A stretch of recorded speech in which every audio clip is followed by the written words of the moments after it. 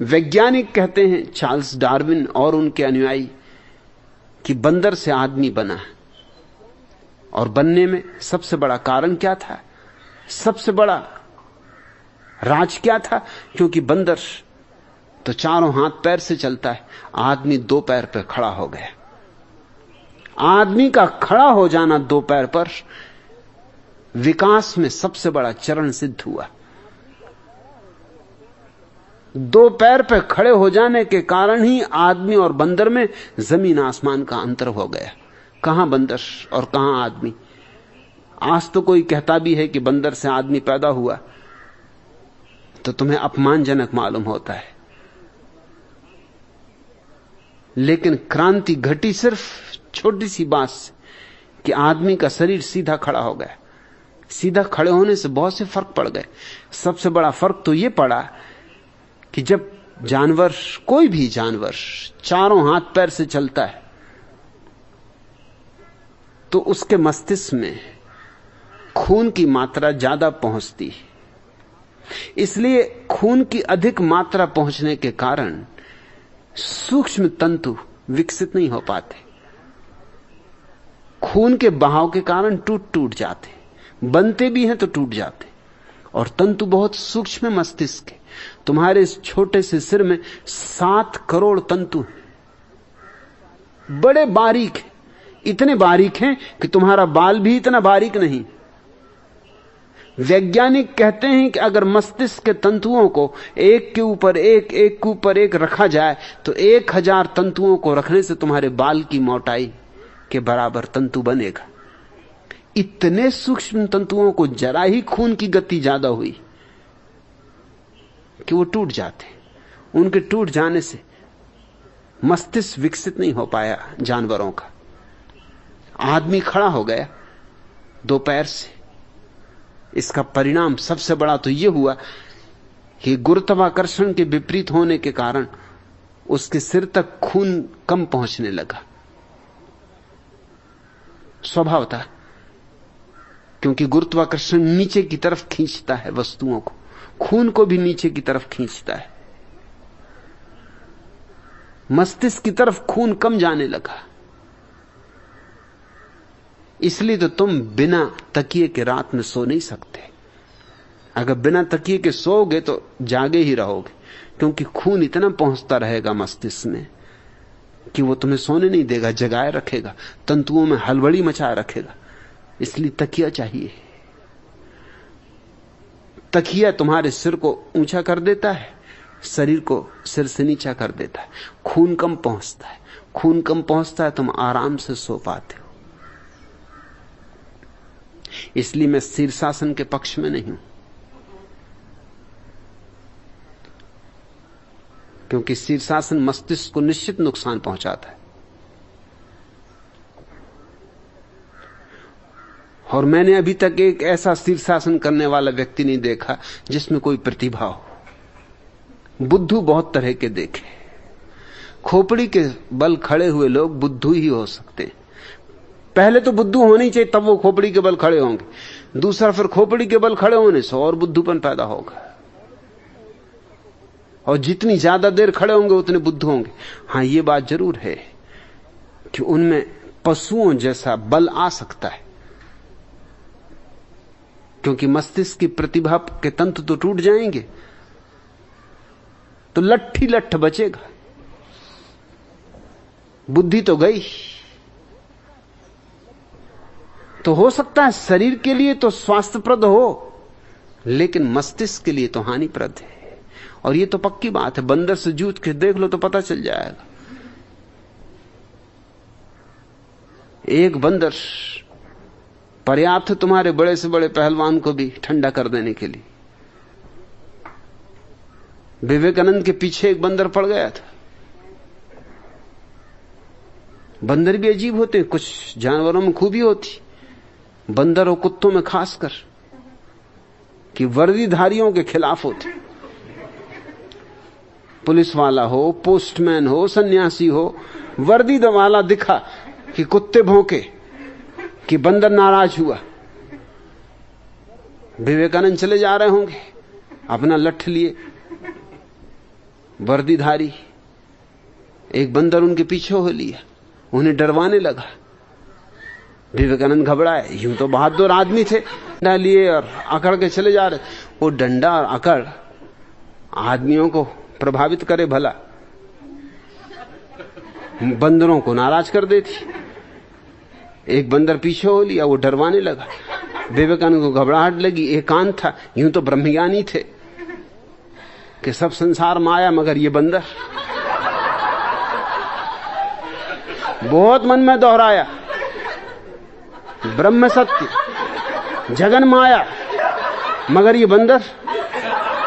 वो एकदम पीछे ही पड़ा हुआ था, वो करीब ही आता जा रहा था। सो वो भागने लगे, वहां कोई था भी नहीं देखने वाला।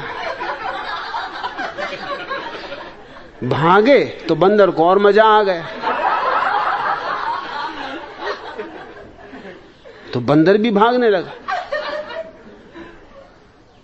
2-4 बंदर और झाड़ों से उतर आए। उन्होंने कहा, अरे तमाशा जब हो रहा हो तो। विवेकानंद के तो छक्के छूट गए।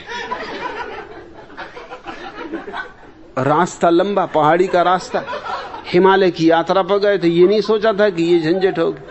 गए थे ब्रह्म दर्शन को और ये मिल गए बंदर। एकदम से ख्याल आया कि ऐसे भागने में तो झंझट है, और बंदर उतरते आ रहे हैं झाड़ों से। ऐसे अगर भागते रहे थोड़ी देर में ये लोग मुसीबत कर देंगे। अब तो कुछ करना पड़ेगा। तो रुक के खड़े हो गए, लौट के खड़े हो गए डंडा टेक के, कि अब जो कुछ होगा होगा। कड़ी कर ली हिम्मत, संयम साधा, मंत्र तंत्र पढ़ा होगा, स्मरण किया हुआ कि हे परमहंस रामकृष्ण देव, अरे अब तो काम आओ।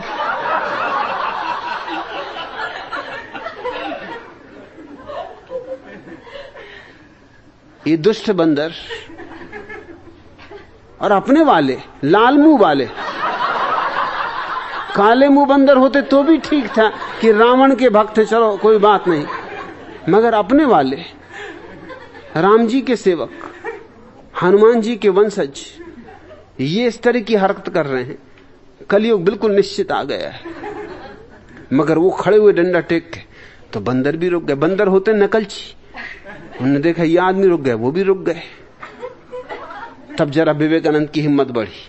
विवेकानंद जरा 2 कदम उनकी तरफ बढ़े तो बंदर जरा पीछे हटे। विवेकानंद जरा डंडा बजा के उनके पीछे भागे तो बंदर भागे। तो विवेकानंद ने अपने संस्मरणों में लिखा है कि उस दिन मुझे समझ में आया कि भागने से कोई सार नहीं, मुसीबत आए तो टिक के सामने कर लेना ठीक है।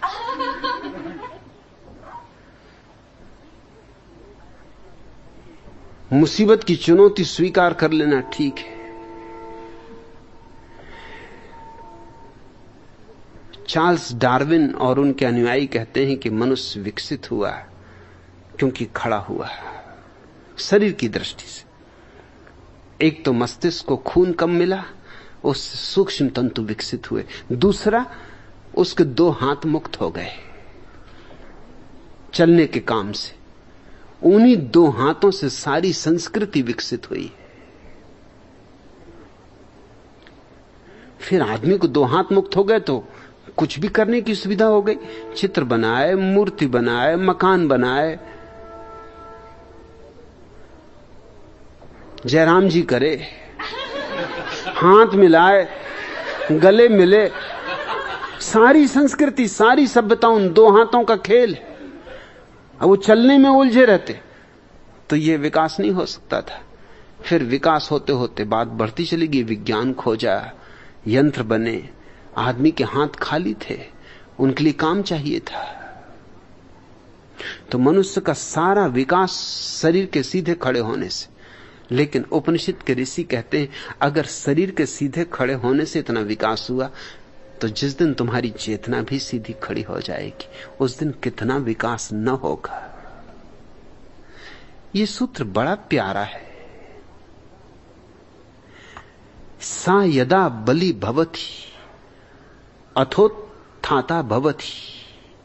बलवान होने पर मनुष्य उठकर खड़ा हो जाता है, चेतना उसकी खड़ी हो जाती। जैसे ज्योति आकाश की तरफ उठने लगे, ऐसी उसकी चेतना ऊर्ध्वगामी हो जाती। और जिसकी चेतना ऊर्ध्वगामी है, अथोत्थाता भवति, जो ज्योति की तरह ऊपर की तरफ बढ़ा जा रहा है, उसी के जीवन में ये सारी अद्भुत घटनाएं घटती। उत्तिष्ठन् परिचरता भवति, ऐसी जिसकी चेतना ऊपर की तरफ उठने लगी, वही गुरु के सानिध्य को उपलब्ध हो सकता है। क्योंकि गुरु वह है जो ऊपर जा चुका, उससे संबंध उन्हीं का हो सकता है जो स्वयं भी ऊपर की तरफ जाने लगे। कुछ तो समानता होनी चाहिए, कम से कम दिशा की समानता होनी चाहिए। तुम नीचे की तरफ जा रहे हो तो फिर कैसे गुरु से मिलन होगा?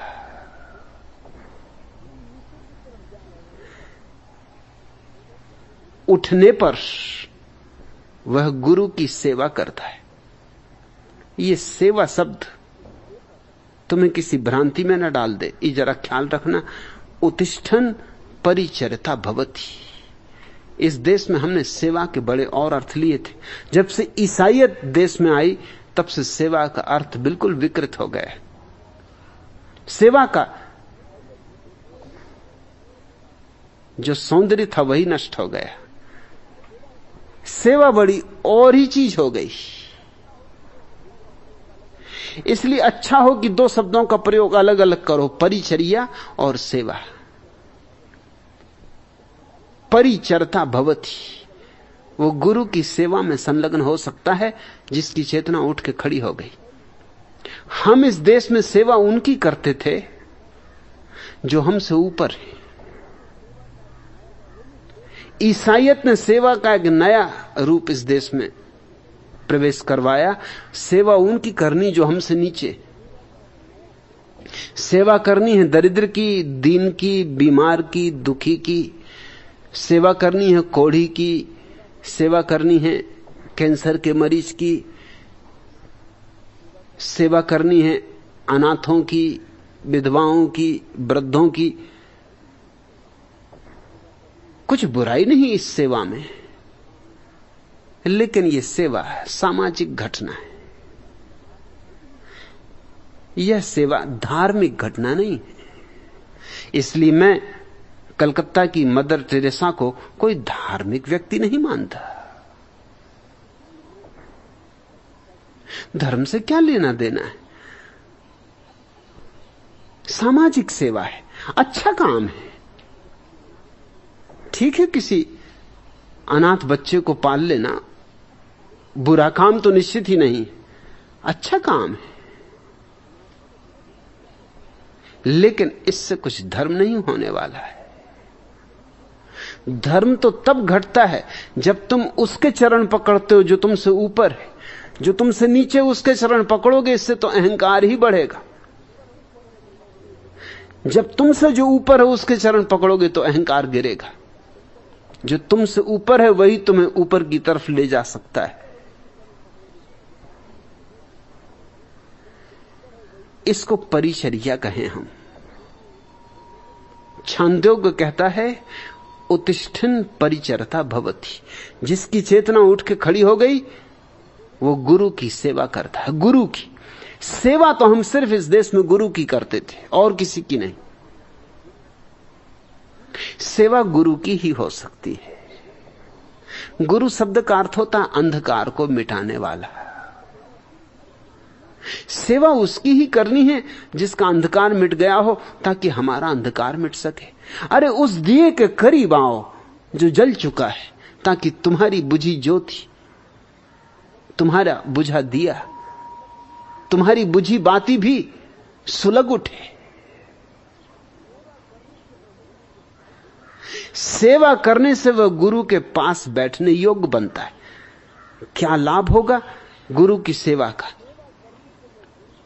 उसके पास बैठने की योग्यता आएगी, समर्पण से योग्यता आती। गुरु के पास बैठना इस जगत का अभूततम अनुभव है। अपूर्व अनुभव है। परिचरण उपसत्ता भवति। उपसत्ता सिर्फ पास बैठना ही नहीं। जब तुम गुरु के पास बैठते हो तो किसी अर्थों में गुरु की सत्ता से आच्छादित हो जाते हो, उसकी आभा से मंडित हो जाते हो, उसकी तरंगों में डूब जाते हो। जैसे कोई नदी में स्नान करता है, शीतल जल में तो शीतल हो जाता है, ऐसे ही गुरु के पास भी एक शीतल ऊर्जा है। वो स्वयं शीतल हुआ है, वह स्वयं शांत हुआ है, मौन हुआ है। तो उसके पास एक सरोवर है, तुम उसमें डुबकी लगाओ। यही गंगा स्नान है, यही वस्तुतः तीर्थ स्नान है। गुरु के पास होना ही तीर्थ में होना है, और गुरु को जिसने पा लिया उसने तीर्थंकर को पा लिया। उसकी सत्ता आच्छादित करने लगती तुम्हें। जैसे कि तुम निकलोगे, रात रानी के फूल खिले हों उनके पास से, सिर्फ पास से गुजर जाओगे या थोड़ी देर खड़े हो जाओगे तो तुम चकित होगे। दूर भी निकल आए फिर भी तुम्हारे वस्त्रों के साथ लिपटी हुई रात रानी की गंध चली आई। घर भी पहुंच गए लेकिन गंध की कोई स्मृति तुमको अब भी आच्छादित किए हुए, अब भी तुम्हारे नासापुटों को भरे हुए। ऐसे गुरु के पास जो बैठेगा वो गुरु की सत्ता से आच्छादित होता है। उपसीदन दृष्टा भवति, और पास बैठने से दृष्टा बनता है। उपसीदन शब्द से ही उपनिषद बना है। उपसीदन यानी पास बैठना। यह जान के तुम हैरान होगे कि उपसीदन शब्द से उपनिषद निर्मित हुआ। उपनिषद का अर्थ है गुरु के पास बैठकर जो पाया, पास बैठ बैठ के जो मिला। कभी बोलने से मिला, कभी न बोलने से मिला, कभी गुरु को देखने से मिला, कभी गुरु के पास आंख बंद करने से मिला, कभी गुरु के उठने से मिला, चलने से मिला। कहना कठिन है, मगर गुरु के पास होने पर अनेक अनेक रूपों में मिलता है, अनेक अनेक तरह से संग बैठता है, संगीत बैठता है, तार छिड़ने लगते हैं वीणा के। कुछ शब्द इसी के जैसे हैं, जैसे उपासना। उपासना का भी वही अर्थ होता है, पास बैठना, उपासन। तुम अगर सोचते हो कि तुम जाके मंदिर में और परमात्मा की उपासना कर रहे हो तो तुम गलती में हो। जब तक तुम जीवित गुरु के पास न बैठोगे उपासना का अर्थ ही न जानोगे।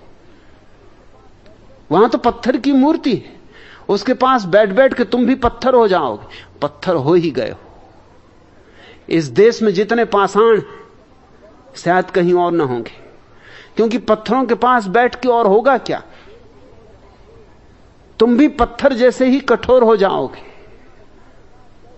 तुम्हारे भीतर से भी करुणा खो जाएगी, प्रेम खो जाएगा, रस सूख जाएगा। जरा सोच समझ के बैठना, किसके पास बैठते हो, क्योंकि जिसके पास बैठोगे वैसे ही हो जाओगे। सदा अपने से ऊपर को खोजना, और ख्याल रहे मन चाहता है सदा अपने से नीचे को खोजना, क्योंकि जब तुम अपने से नीचे आदमी के पास बैठते हो तो तुम्हारे अहंकार को तृप्ति मिलती कि आहा मैं कितना बड़ा। इसलिए राजनेता चमचों से घिरे रहते। चमचों का अर्थ है जिनके पास बैठ के उनको लगता है कि मैं कितना महान। छोटे छोटे आदमी कीड़े मकोड़ों की तरह उनके आसपास घूम रहे हैं, खुशामद कर रहे हैं, तो उनको रस आता है। अहंकार की इच्छा यही होती कि सदा अपने से छोटे को खोजो, क्योंकि छोटे के सामने तुलना में तुम बड़े मालूम होते हो। और गुरु के पास बैठना यूं है जैसे ऊंट पहली दफे हिमालय के पास आए। इसलिए अक्सर ऊंट पहाड़ों के पास नहीं पाए जाते, मरुस्थलों में पाए जाते। उनने भी खूब चुना है। मरुस्थलों में रहते हैं तो वहां पहाड़ मालूम होते स्वभावता। मरुस्थल में ऊंट ही सबसे ऊंची चीज, उससे ऊंचा और क्या। जब ऊंट पहाड़ के पास आता तब उसको बेचैनी होती, अड़चन होती।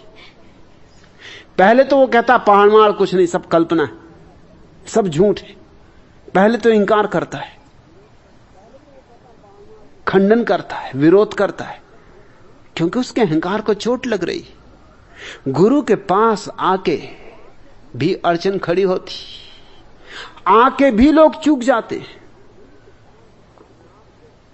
एक सज्जन ने मुझे लिखा है कि मैं आपको अपने मित्र की तरह मानने को राजी हूं, बड़ी कृपा,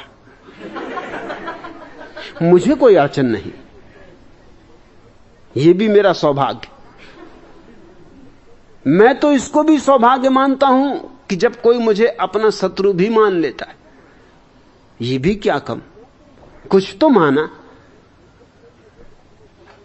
उपेक्षा तो न की।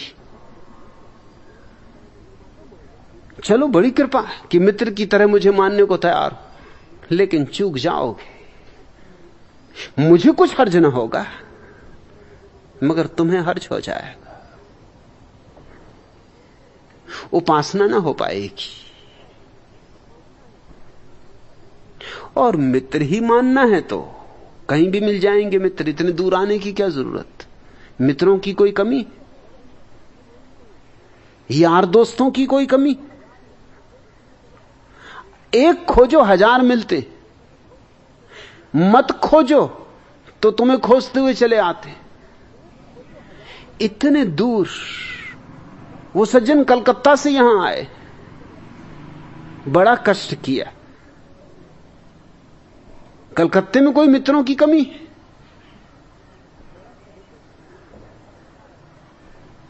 लेकिन उन्होंने ऐसा लिखा है जैसे मुझ पर बड़ी कृपा कर रहे हैं, अनुकंपा कर रहे हैं, बड़ा दया भाव प्रकट किया है कि आपको मित्र भाव में स्वीकार कर सकता हूं। लेकिन उनको शायद ख्याल भी ना हो, शायद चेतना में उनके बात भी ना हो कि ये उपासना को इंकार करना है। मैं तो राजी हूं, जिस भाव में स्वीकार करो, मेरा क्या बनता बिगड़ता है। मित्र तो मित्र, शत्रु तो शत्रु, कुछ नहीं तो कुछ नहीं। न मेरा कुछ खोता है, न मुझे कुछ मिलता है, न मुझे कुछ लेना, न मुझे कुछ देना। जो कुछ होना है तुम्हारा है। उपासना शब्द का अर्थ मंदिर की पूजा नहीं है, वह भी गुरु के पास बैठना है। और वही उपवास शब्द का भी अर्थ है। उपवास का भी अर्थ होता है पास निवास करना, पास वास करना। वो भी गुरु के पास ही हो सकता है। अनशन उपवास नहीं है, भूखे मरना उपवास नहीं।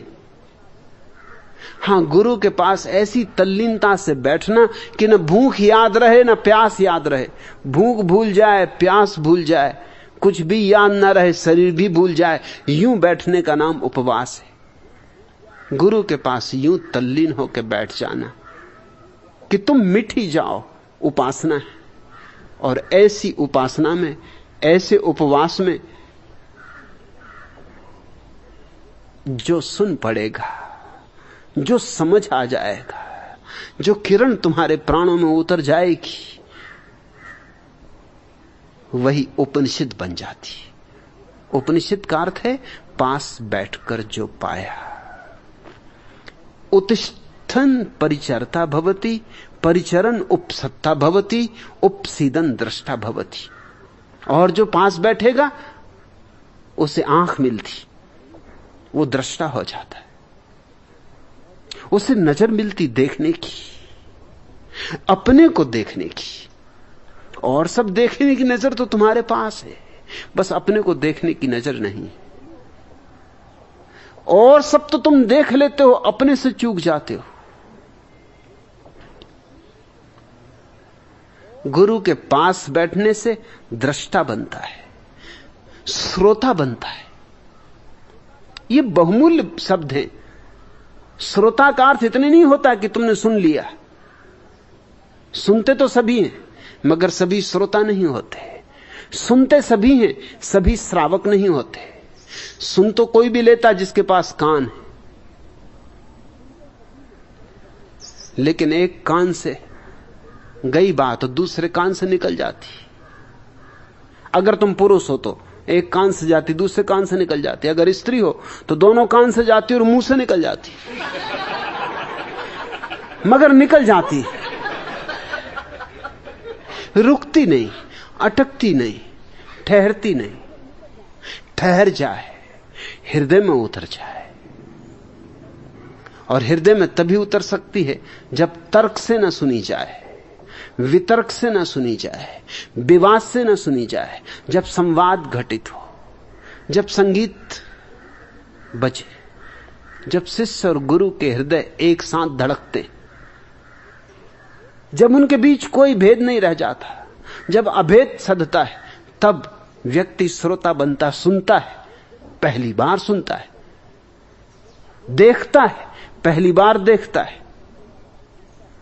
और हिंदी में अनुवाद ठीक नहीं किया तुमने लिखा सहजानंद मनन करने वाला बनता है। नहीं, मनता शब्द ठीक है। वो तुम देखो, ख्याल करो मूल में, उपसीदन दृष्टा भवति, श्रोता भवति, मनता भवति। सुनने वाला नहीं बनता, श्रोता बनता है। देखने वाला नहीं बनता, दृष्टा बनता है। मनन करने वाला नहीं बनता, मनता बनता है। फर्क क्या है? मनन तो सभी करते हैं, लेकिन मनन हमेशा किसी और चीज का किया जाता है, किसी विषय का किया जाता है। दर्शन तो सभी को होता है, लेकिन किसी और चीज का होता है। श्रवण तो सभी करते हैं, कान है तो सुन लेते हैं, आंख है तो देख लेते हैं, मन है तो मनन कर लेते हैं। लेकिन ये कुछ और बात है। दृष्टा, श्रोता, मनता, बाहर से इसका संबंध नहीं है। आंख भीतर मुड़ जाए तो दृष्टा, श्रवण भीतर मुड़ जाए तो श्रोता, और मनन भीतर मुड़ जाए तो मनता। ये अंतर यात्रा है। और जब ये तीन घटनाएं घटती हैं, तो इन तीनों घटनाओं का इकट्ठा जो अर्थ है वह है बुद्ध। बुद्ध बनता है, बौद्धा भवति। और जो बुद्ध बन गया, उसके जीवन में पहली दफा कर्तृत्व पैदा होता है, कर्ता भवति। बड़ा अनूठा सूत्र है, पूरा विज्ञान आ गया जीवन क्रांति का। जीवन रूपांतरण की सारी सीढ़ियां आ गई, और बड़े क्रम से आई, बड़ी व्यवस्था से आई। तुम भी कर्म करते हो, लेकिन तुम करता नहीं हो। तुम्हारा कर्म असल में कर्म नहीं कहना चाहिए, उपकर्म कहना चाहिए। एक्शन नहीं, रिएक्शन। किसी ने गाली दी तो तुमने गाली दी, इसको कर्म नहीं कहना चाहिए, ये प्रतिकर्म है। न वो गाली देता, न तुम गाली देते। उसने गाली दी तो उसकी प्रतिक्रिया हुई तुम्हारे भीतर, तुमने भी गाली दी। और उसने प्रशंसा की, तुम्हारे भीतर प्रतिक्रिया हुई, तुमने भी प्रशंसा की। मालिक वो है, उसने चाबी चलाई, उसने बटन दबाई, तुम्हारा पंखा चलने लगा। उसने बटन दबाई, तुम्हारा पंखा बंद हो गया। तुम मालिक नहीं हो, इसलिए तुम करता नहीं हो। हां, क्रिया हो रही है, मगर क्रिया तो बिजली के पंखे से भी होती। तुम बिजली के पंखे को करता नहीं कह सकते। तुम बटन दबाओ, बिजली का पंखा कहे कि आज नहीं।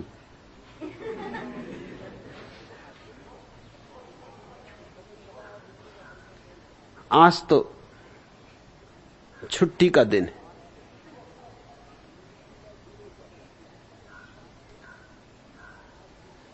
कि आज तो जवाहरलाल का जन्मदिन है, झूला झूले जवाहरलाल। आज हम कामधाम ना करेंगे। नहीं, तुम बटन दबाते हो, पंखे को चलना ही पड़ता है। कोई तुम्हें गाली दे और तुम कहो कि आज नहीं भाई, आज छुट्टी पर, कल आना, तो कुछ मालकियत पता चलेगी। उसने गाली दी, तुम भनभना गए, भूल ही गए छुट्टी मुट्ठी, उठा लिया डंडा, याद ही ना रही कि आज छुट्टी का दिन है, कि आज विश्राम करने की तय की थी, कि आज सोचा था अनहद में विश्राम करेंगे, और ये उपद्रव भी आ गया। तुम करता नहीं हो, प्रति करता हो। बुद्ध को किसी ने गाली दी, बुद्ध ने सुना और कहा कि अगर बात पूरी हो गई हो तो मैं जाऊं, क्योंकि मुझे दूसरे गांव पहुंचना, लोग प्रतीक्षा करते होंगे। गाली देने वालों ने कहा कि हमने गालियां दी हैं, ये कोई बात नहीं। बुद्ध ने कहा तुम्हारी तरफ से गालियां होंगी, मेरी तरफ से तो बात ही है। तुमने कही, मैंने सुनी, लेकिन मुझे इसमें कुछ रस नहीं। लोगों ने कहा ये क्या बात कह रहे हैं आप, हमने ऐसी कठोर गालियां दी, आपको कोई रस नहीं। बुद्ध ने कहा अगर रस का मजा लेना था तो 10 साल पहले आना था, तब मेरी तलवार खिंच जाती, तब तुम्हारी गर्दन जमीन पर पड़ी होती, तब यहां लहू बह जाता। मगर बड़ी देर करके तुम आए। अब मैं अपना मालिक हूं, अब तुम्हारी गाली देने से मैं परिचालित नहीं होता। अभी पिछले ही गांव में कुछ लोग मिठाइयां लेके आए थे और मैंने उनसे कहा मेरा पेट भरा है। मैं तुमसे पूछता हूं उन्होंने मिठाइयों का क्या किया होगा? एक आदमी ने भीड़ में से कहा क्या किया होगा? घर ले गए होंगे, बच्चों को बांट दी होंगी। बुद्ध ने कहा वही तो मुझे तकलीफ हो रही कि अब तुम क्या करोगे? तुम गालियां लाए, मैं कहता हूं मैं लेता नहीं, मेरा पेट भर चुका, अब तुम क्या करोगे? ले जाओ भाई, बच्चों को बांट देना, पत्नी को दे देना, भाई बंधुओं को बांट देना। मैं तो नहीं लेता, तुम देते हो ये तुम्हारी मर्जी, धन्यवाद, मगर मैं लेता नहीं। और जब तक मैं ना लूं तुम मुझे कैसे दे सकते हो? मालिक हूं मैं अपना। ये सूत्र कहता है पहले व्यक्ति दृष्टा बनता, गुरु के पास बैठ के श्रोता बनता, मनता बनता, फिर बुद्धत्व को उपलब्ध हो जाता। ये त्रिकोण पूरा हो गया कि बुद्धत्व घटित हो जाता है और तब कर्ता बनता है। सिर्फ बुद्ध ही कर्ता होते, और जो कर्ता बन गया वही विज्ञानी। उसने ही जानने योग्य जो है उसे जाना, उसने अपने को जाना, अपने को जाना तो सब जाना।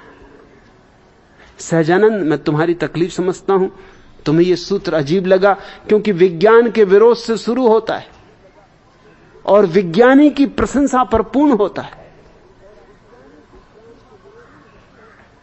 मगर विज्ञान है पर को जानना और विज्ञाता होना है स्व को जानना। विज्ञान है साइंस, विज्ञाता है धर्म। और ये बीच की सारी सीढ़ियां समझने योग्य, बहुमूल्य। मगर हम अपने ही ढंग से समझते तो हमें कीमती से कीमती बातें भी अजीब सी लगने लगती। हमारी भी मुसीबत है।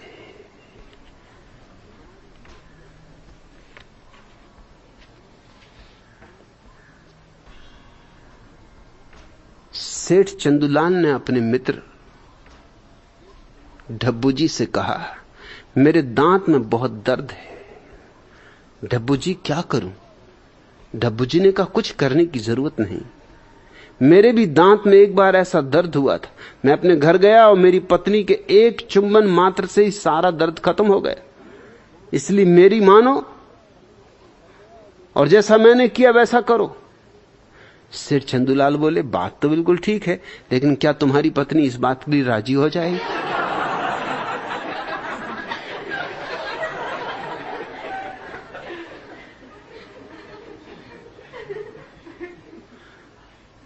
मुल्ला नसरुद्दीन का बेटा फजलू कह रहा था, पापा मैं पढ़ी लिखी, बुद्धिमान, कुशल, सुशील और सुंदर लड़की से शादी करूंगा। नसरुद्दीन ने कहा, मतलब फजलू 5 लड़कियों से एक साथ शादी करना चाहते?